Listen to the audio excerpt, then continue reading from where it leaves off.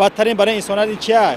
دور از وطن است، دور از مادر است، دور از پیوندان است که امروز این دعای همون بیگناهانی بود که آنها به سر این ملت، به سر این شهروندان این ملت چیار نآوردن که دعای یک کسی همون بیگناه او بود که امروز آنها در خار و ذلیل هستند، در خارج از کشور زار وطن هستند، زار دیدار پیوندان هستند.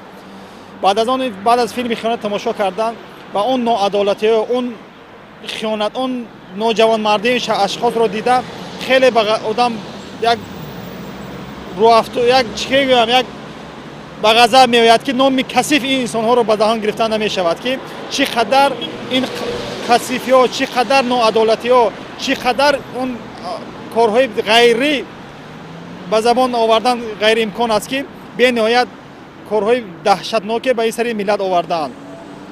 محمد عاصمی چی گناه داشت؟ یکی از اکادمیکای بزرگ بود که امروز برای ملت چقدر باید و کادرها تیار میکرد، چقدر برای این ملت متخصص روی تکنیک تیار میکرد، تکنولوژیا جهانشوی با ما مساعدت میکرد. لیکن این گونه اشخاص رو هزارها نفر این گونه اشخاص رو از بین بردن اینا. یا که نفران یک مثال امروز در داخل بوچکه ببینید شما، در داخل بوچکه آدم رو گرفته تیرباران میکنن.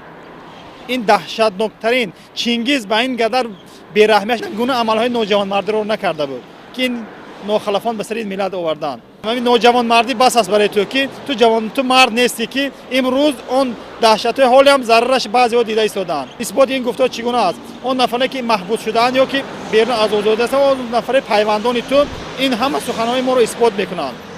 حتی راننده تو با دلیل‌ها گفت که چگونه تو به حاجی حریم مبلغ‌های فرستاندی، انتقال افتی.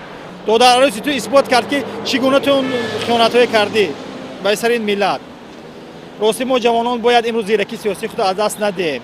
برای باز هم از این هم گلگلشویی وطن عزیزمان سهم ارزنده خود را گذاریم و برای پیشرفت این جامعه همه وقت مبارزه